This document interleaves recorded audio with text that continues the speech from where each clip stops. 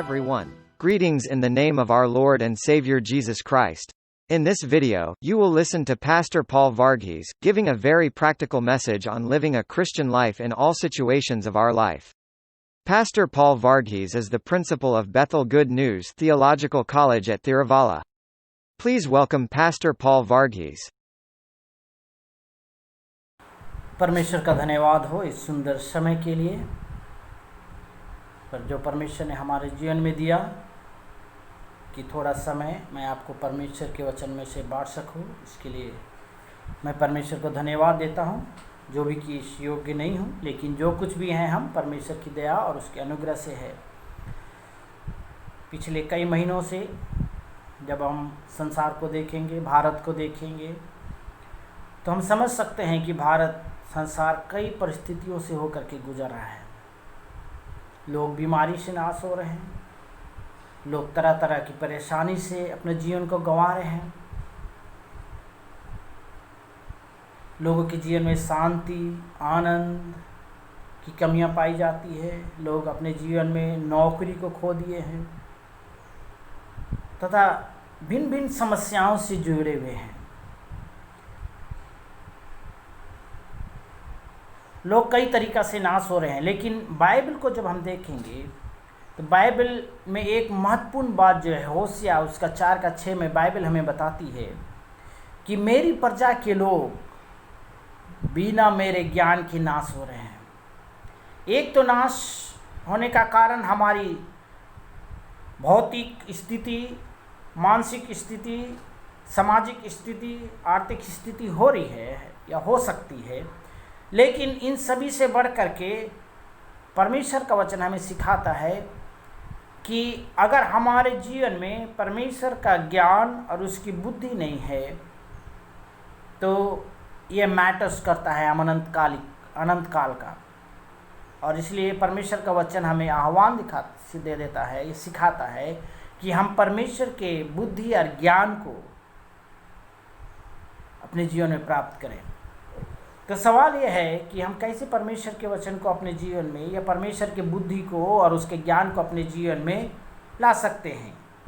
भजन संहिता 19:7 में भजनकार कहता है, यहोवा की व्यवस्था खरी है, वह साधारण लोगों को बुद्धिमान बना देती है। अगर हमारे जीवन में परमेश्वर की बुद्धि और उसके ज्ञान को चाहिए तो परमेश्वर की व्यवस्था से हमको खुश होने की ज़रूरत है, उस पर ध्यान देने की ज़रूरत है। तभी हम उसके बुद्धि और ज्ञान के द्वारा हम नाश नहीं होंगे, परंतु अनंत जीवन को प्राप्त कर सकते हैं। तो जब इस लॉकडाउन में जबकि तमाम प्रकार की समस्याएं पाई जाती है, परमेश्वर चाहता है कि हम परमेश्वर की बुद्धि और ज्ञान को प्राप्त करें और उसके व्यवस्था में अपना दिन गुजारें, क्योंकि 2 तीमुथियुस 3:16 में आप जानते हैं कहता है कि संपूर्ण पवित्र शास्त्र परमेश्वर की प्रेरणा से लिखा गया है। ये परमेश्वर का वचन है जो परमेश्वर खुद हमसे बात करता है ना। अगर हम इस पर ध्यान ना दें तो 2 कुरिन्थियों 2:11 में जिस प्रकार से बाइबल बताती है कि शैतान हम पर दांव चलाता है और ऐसा ना हो कि कहीं हम उसकी युक्तियों में फंस जाएं और वो हमारा जीवन को सर्वनाश करे। इसलिए इस लॉकडाउन की अवस्था में परमेश्वर की इच्छा यह है कि हम शैतान की युक्ति को समझें, शैतान की चालाकी को समझें, परमेश्वर की व्यवस्था से प्रसन्न हों, उसके बुद्धि और ज्ञान को अपने जीवन में प्राप्त करें और परमेश्वर के मार्ग पर बढ़ते चले जाएं। तो आज का जो विषय हमने परमेश्वर के वचन से प्रचार करने के लिए जो लिया है वो है अपने बाकी के जीवन को हम कैसे आनंदमय जीवन बना सकते हैं। अपने बाकी के जीवन को हम कैसे आनंदमय जीवन बना सकते हैं। जो समय हमने अपने जीवन में गुजार दिया है उसको हम कुछ नहीं कर सकते हैं। शायद वो कष्टमय होगा, चाहे वो पापमय होगा, चाहे वो किसी भी प्रकार का होगा, लेकिन जो आने वाला समय है, जो बाकी का जीवन है, जो परमेश्वर ने हमारे सामने रखा है, उसको हम कैसे आनंदमय जीवन के रूप में बना सकते हैं, है ना। देखिए, इसका संबंध हमारी भौतिकता से नहीं है, हमारी धन संपत्ति से नहीं है, हमारी सुंदरता से नहीं है, है ना।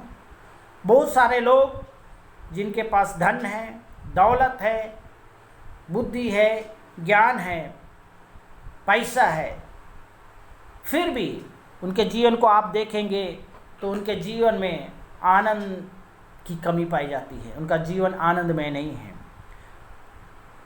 लेकिन हम परमेश्वर के बच्चे जो चारों तरफ से क्लेश का सामना करते आ रहे हैं, या चारों तरफ से हम दबे हुए जैसे महसूस करते हैं, उस दशा में भी हम कैसे अपना जीवन को आनंदमय जीवन बना सकते हैं,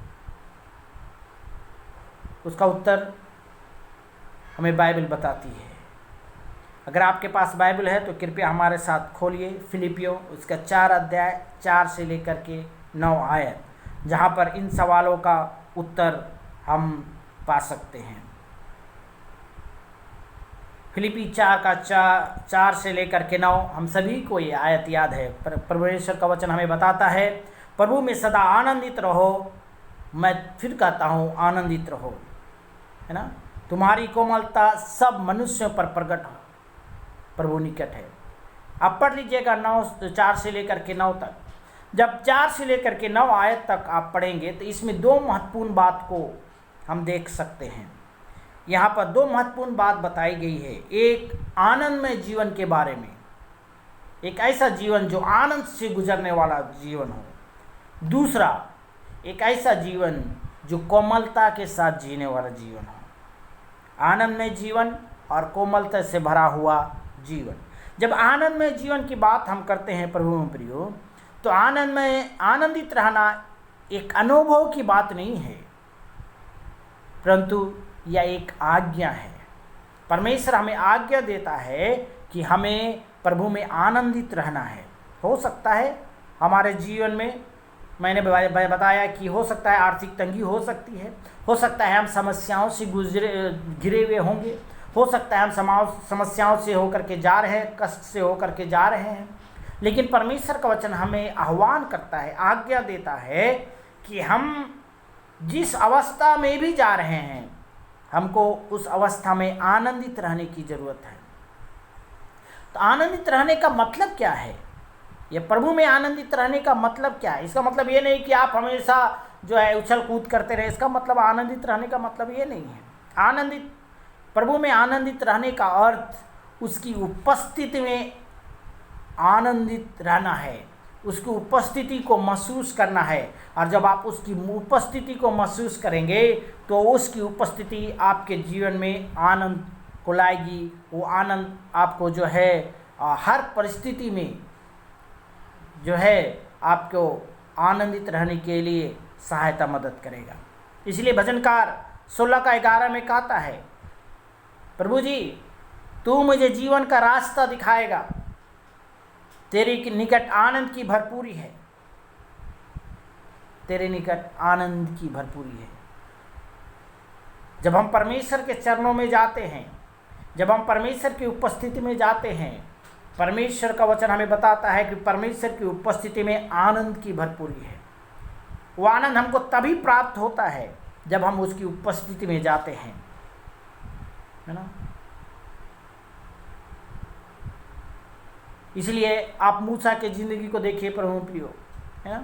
जब वो इस्राएली लोगों की अगुवाई कर रहा था, उसने परमेश्वर से एक निवेदन किया कि परमेश्वर अगर तू हमारे आगे आगे नहीं चलता है तो हमें और अधिक दूर मत ले चल। इसका मतलब मूसा की ज़िंदगी में परमेश्वर की उपस्थिति बहुत अहम स्थान रखती थी। परमेश्वर की उपस्थिति उसके लिए सब कुछ मायने रखती थी। इसीलिए कहा था अगर तेरी उपस्थिति नहीं है, अगर तू हमारे साथ नहीं चलता है तो और अधिक दूर हमको मत ले चल।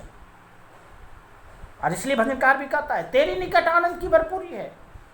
मूसा को मालूम है इस्राएली उसके ऊपर कुड़कुड़ाएंगे, बुड़बुड़ाएंगे, उसका सामना करेंगे, उसको मार डालने की कोशिश करेंगे, सारी समस्या आएगी, परेशानी आएगी। लेकिन उसको ये भी मालूम है अगर परमेश्वर की उपस्थिति उसके साथ में है, वो सब परिस्थितियों में आनंद का अनुभव कर सकता है।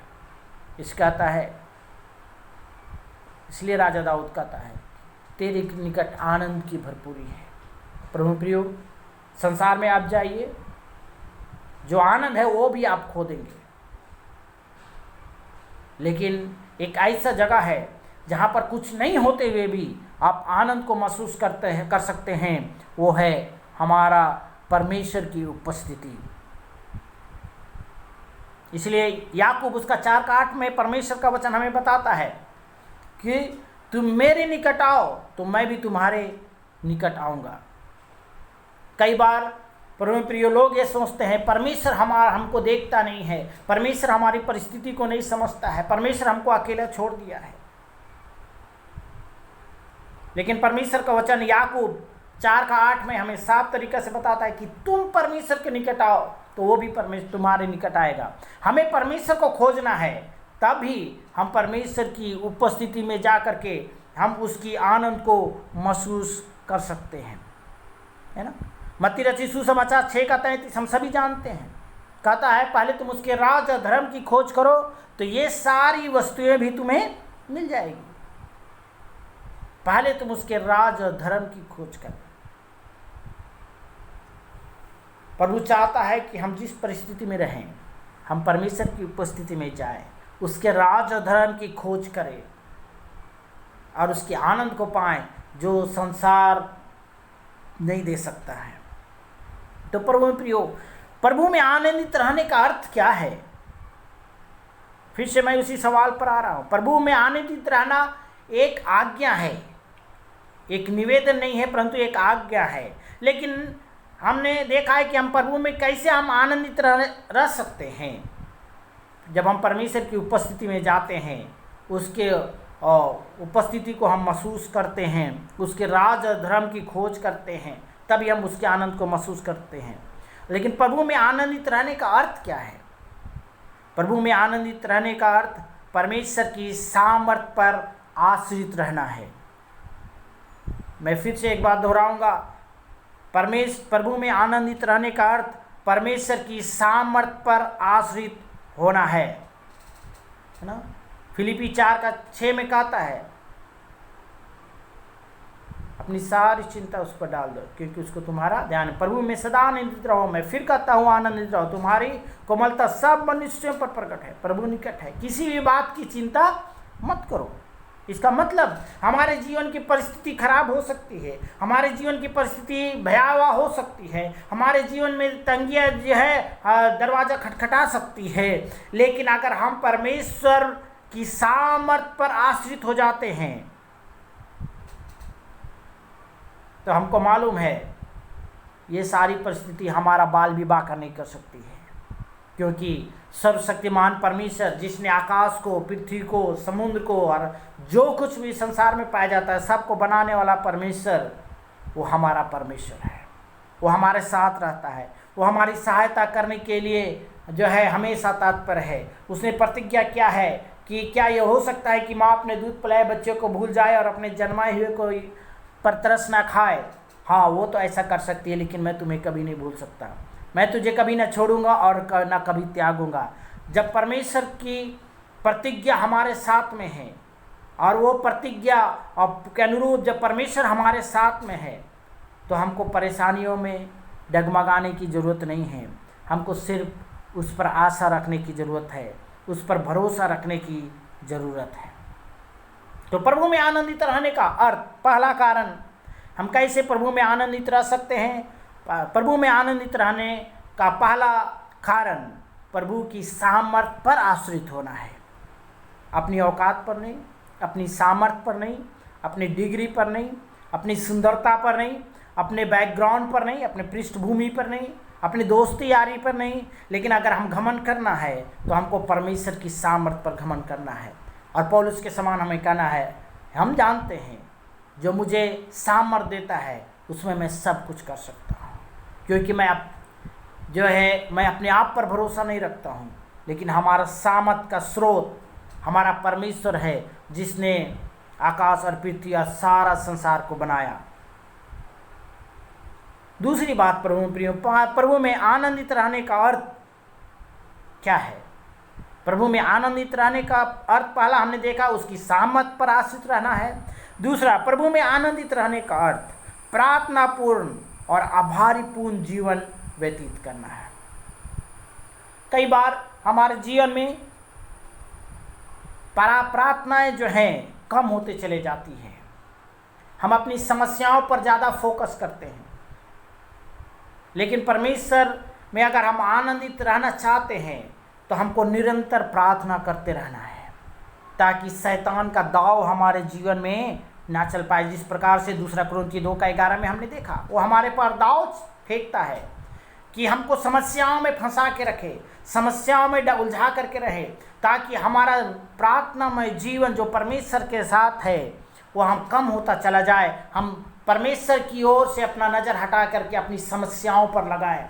हम अपनी दृष्टि को परमेश्वर की ओर से हटा करके अपनी परिस्थितियों को पर लगाएं, जिसकी वजह से हम परमेश्वर से, जब हमारा प्रार्थना में जीवन दूर होता है, कम होता है, हम परमेश्वर से दूर होते चले जाते हैं और परमेश्वर को फोकस करने की जगह हम अपनी समस्याएं, अपनी परिस्थितियों को फोकस करने लगते हैं।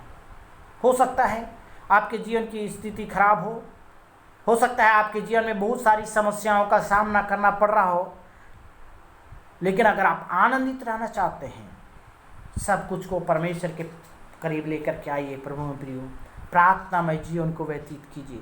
परमेश्वर से अपना हृदय की रूपी हम हृदय कोंडे लिए परमेश्वर के सामने, उसको अपनी परिस्थितियाँ बताइए और परमेश्वर से की सामत पर आशा रख करके अपना व्यक्तिगत संबंध उसके साथ बना करके मसीह जीवन में आगे बढ़ते चले जाएं। दूसरी बात इसमें हमने देखा प्रार्थनापूर्ण जीवन और आभारीपूर्ण जीवन, है ना। हमें परमेश्वर के प्रति हमेशा आभार बने रहना है। आपको मालूम है, जब इस्राएली लोग, है ना, जब मिस्र से कनान देश में पहुंच गए तो परमेश्वर ने यहोशू के द्वारा इस्राएलियों को आज्ञा दिया था कि रिमेंबर योर पास्ट। परमेश्वर ने कहा अपने पुराने ज़िंदगी को याद करो। जब हम पुरानी ज़िंदगी को याद करते हैं तब हमारा हृदय परमेश्वर के प्रति कृतज्ञता से भर जाता है। हम जानते हैं कि हम आज जो कुछ हैं ये परमेश्वर की दया से हैं।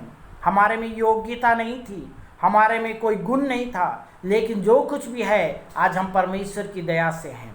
परमेश्वर ने हमको कचरा में से उठा करके यहाँ पर लाया है, जो अब तक अगुवाई करते आया है, जो अब तक हमारी आवश्यकताओं को पूरा करते आया है, जो अब तक हमारी प्रार्थनाओं को सुनता आया है। वही प्रार्थना को सुनने के लिए वही वे परमेश्वर हमारी निवेदन को ग्रहण करने के लिए विश्वास योग्य धर्मी है, बशर्ते उसके प्रति हम हमेशा ग्रेटफुल बने रहे। कई बार मनुष्य होने के नाते प्रभु प्रियो, जब अच्छा समय हमारे जीवन में आता है हम परमेश्वर को धन्यवाद देते हैं, परमेश्वर की स्तुति, परमेश्वर की वाहवाही करते हैं।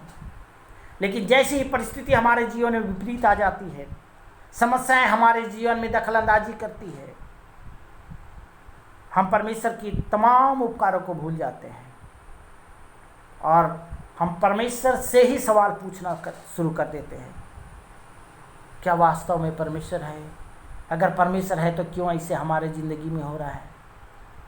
क्यों परमेश्वर हमको नहीं सहायता कर रहा है? क्यों नहीं हमको देख रहा है?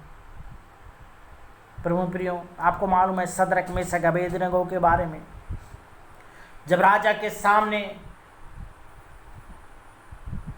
धधकता हुआ आग में उन लोगों को जब राजा ने आज्ञा दिया उसको डालने के लिए, उन लोगों का क्या उत्तर था?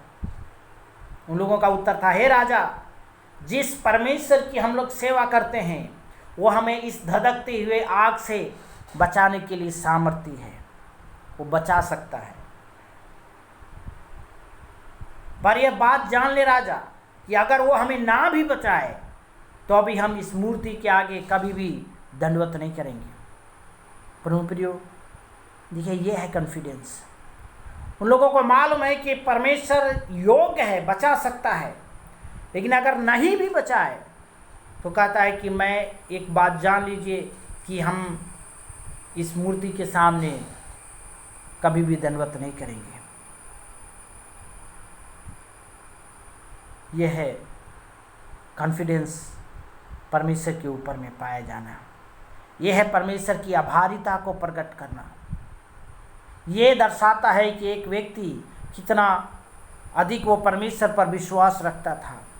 ये दर्शाता है वो कि एक व्यक्ति कि परमेश्वर की सामत पर वो कितना आश्रित था।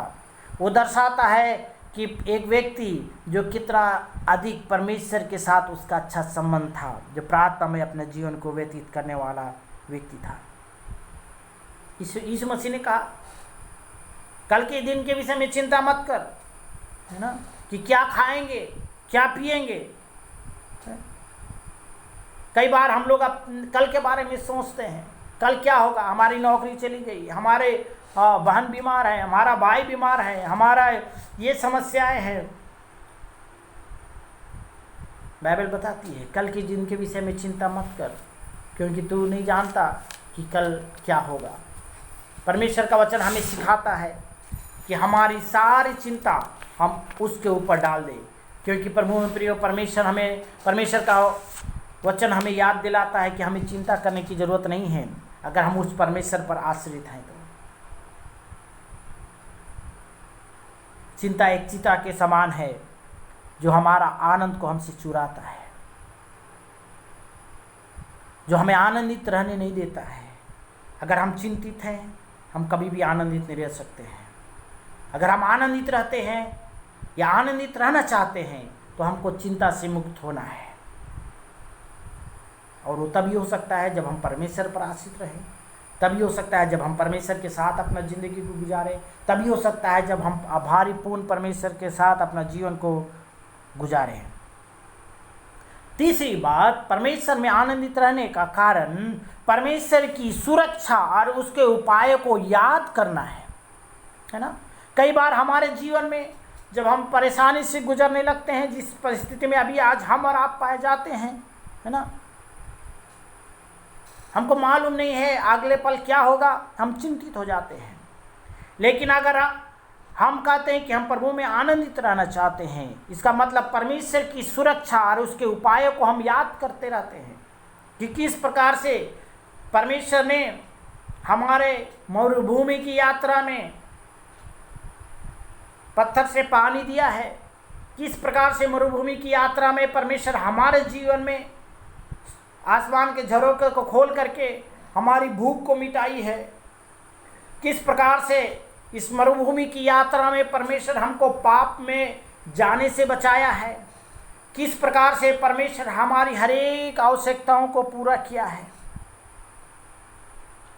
किस प्रकार हम परमेश्वर की सुरक्षा के कवच के अंदर में पाए जाते थे। क्या हम भूल जाते हैं? यशायाह 41:10 में कहता है परमेश्वर का वचन, मत डर क्योंकि मैं तेरे साथ हूं। परमेश्वर हमें बोलता है मत डर, फिर हमें डरने की क्या जरूरत है? जब परमेश्वर हमारे साथ में है तो हमको डर किस बात की, प्रभु में प्रियो? इसलिए 41:10 में यशायाह कहता है मत डर। परमेश्वर हमसे सीधे बात करता है, मत डर, परिस्थिति को आने दो, परिस्थिति को जाने दो, शैतान की चालाकी को आने दो, शैतान की चालाकी को जाने दो। तुमको इसमें विस्मित होने की जरूरत नहीं है, क्योंकि हमारा परमेश्वर हमारे साथ में है, जिसने कहा है कि मैं तुझे कभी ना छोड़ूंगा ना कभी त्यागूंगा। चौथी बात, परमेश्वर में आनंदित रहने का अर्थ परमेश्वर की योजना पर ध्यान देना है। परमेश्वर में आनंदित रहने का अर्थ परमेश्वर की योजना पर ध्यान देने की आवश्यकता है।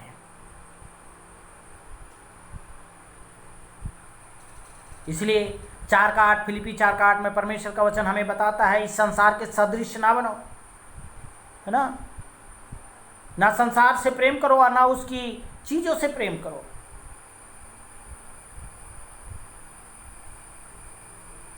हमें परमेश्वर की योजना को समझने की जरूरत है।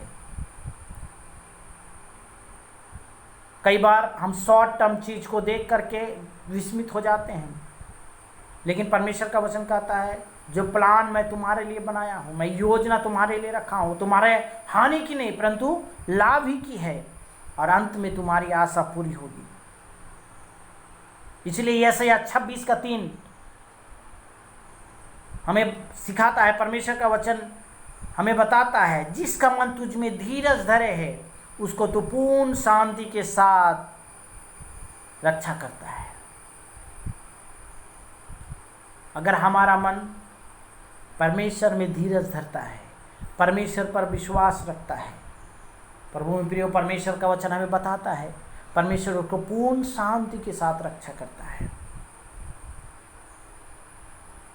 चाहे वो किसी भी परिस्थिति में क्यों ना पाया जाए, चाहे वो किसी भी अवस्था में क्यों ना पाया जाए। परमेश्वर की योजना को हमारे जीवन में समझना है, परमेश्वर की क्या योजना है उसको हमारे जीवन में प्राप्त करने की ज़रूरत है। और संसार की वस्तुओं से हमको अपने आप को अलग करने की ज़रूरत है। प्रभु में हम कैसे आनंदित रह सकते हैं प्रभु प्रियो? फिलिपी 4:9 के अनुसार फिर से परमेश्वर की शांति में विश्राम करने की ज़रूरत है।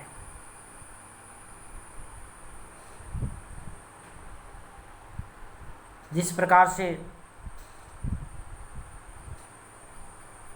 पौलुस के ज़िंदगी को हम देखते हैं, कहता है कि जिस प्रकार से मैंने परमेश्वर का अनुकरण किया है तुम भी हमारा अनुकरण करो।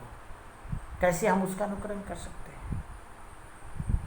पौलुस की ज़िंदगी को देखिए, कितनी विकट परिस्थिति उसके जीवन में पाई जाती थी ना, लेकिन हमेशा वो परमेश्वर की शांति में विश्राम करने वाला एक व्यक्ति था।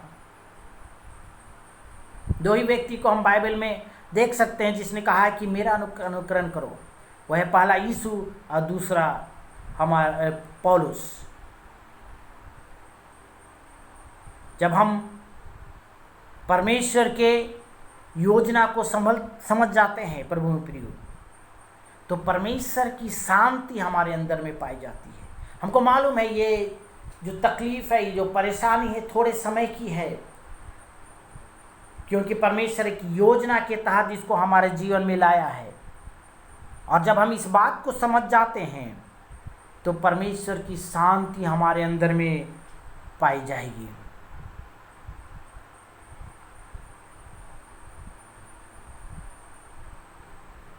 जब हम शांति की बात करते हैं, शांति भी अलग अलग प्रकार की होती है ना। विशेष करके 4 प्रकार की शांति को हम देख सकते हैं। रोमियो 5:1 के अनुसार जब हम उद्धार पाते हैं, परमेश्वर अपनी शांति को हमारे जीवन में देता है। फिलिपी 2:7 के अनुसार हम एक परमेश्वर को यहाँ पर पाते हैं जो कहता है शांति का परमेश्वर, जो शांति का परमेश्वर है वो हमारे मनों में राज करता है। रोमियो 12:1 के अनुसार परमेश्वर के साथ जो है हम शांति को पा सकते हैं।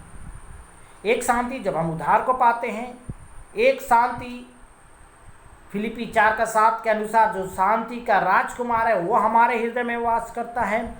रोमियो 12:1 के अनुसार जब हम अपना जिंदगी परमेश्वर के साथ चलाते हैं तो हम उसकी शांति को महसूस करते हैं।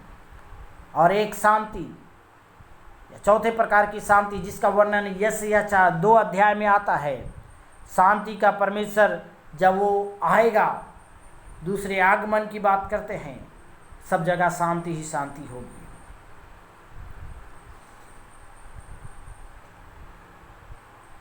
लेकिन जब हम इस संसार में रहते हैं प्रभु में प्रियो, भजन संहिता 119 का 165 में राजा दाऊद कहता है, तेरी व्यवस्था को मानने वाले को बड़ी शांति मिलती है और उनको कुछ ठोकर नहीं मिलती। तेरी व्यवस्था को मानने वाले को बड़ी शांति मिलती है। हमने देखा था बिना, शुरुआत में हमने आपको बताया है, बिना होशे 4:6 के अनुसार बिना परमेश्वर के ज्ञान और बुद्धि के संसार आज नाश हो रहा है। लेकिन यहाँ पर भजनकार देखिए फिर कहता है 119 का 165 में, जो तेरी व्यवस्था को मानते हैं उनको बड़ी शांति होती है। कोविड को आने दीजिए, जल प्रलय को आने दीजिए, बाढ़ को आने दीजिए, भूकंप आने दीजिए, युद्ध को आने दीजिए, समस्याएं को आने दीजिए, बीमारी को आने दीजिए। लेकिन अगर हम परमेश्वर की व्यवस्था को मानने वाले हैं, हमारे अंदर में इन सारी विकट परिस्थितियों में भी परमेश्वर की शांति हमारे अंदर में पाई जाएगी, क्योंकि कहता है परमेश्वर उनको शांति के साथ रखेगा और उनको कुछ कमी नहीं होगी। इसलिए भजनकार 119 का 18 में भी कहता है, हे परमेश्वर मेरी आंखों को खोल दे ताकि मैं तेरी अद्भुत बातों को देख सकूं। अगर हमारे जीवन में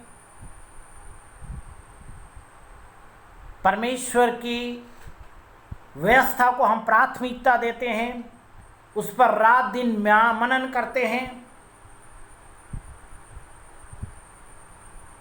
हम उसके साथ संगति रखते हैं, उस पर आश्रित हो जाते हैं, उसकी योजनाओं को समझते हैं, उसके उपकारों को समझते हैं, प्रभु में प्रियो, हम जिस अवस्था में भी हों उस अवस्था में भी हम आनंदित रह सकते हैं। उस अवस्था में भी हम खुशी रह सकते हैं और उस अवस्था को भी जो वर्स्ट अवस्था है, हम बेस्ट अवस्था अपने ज़िंदगी को बना सकते हैं।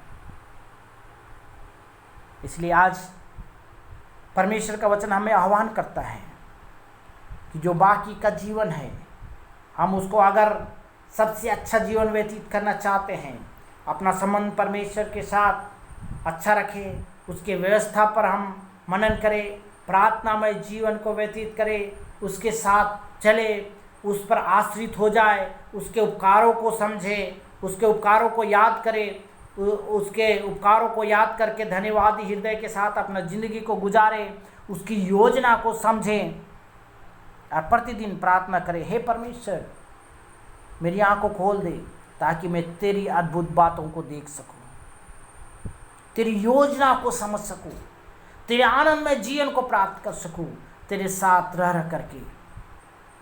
क्योंकि तेरा वचन कहता है तेरी व्यवस्था को जो मानते हैं उनको बड़ी शांति होती है। वो शांति आज हम अपने जीवन में अनुभव करना चाहते हैं। प्रभु आज हमारी और आपकी सहायता करें कि इस संसार में जो असमंजस से भरा हुआ संसार है, लोग तरह तरह से परेशानियों में जूझ रहे हैं, आज परमेश्वर के लोगों के अंदर में वो शांति पाया जाए जो उसके व्यवस्था को मानने वाले के जीवन में होती है।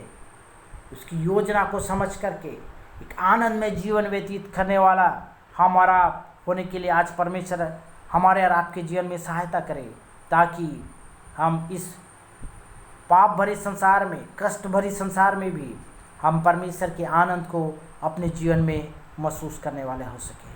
परमेश्वर आप सभी को आशीष दे। Thank you so much for listening to this message. Please do not forget to like, share and subscribe to this channel. Please introduce this channel to your friends. Thank you.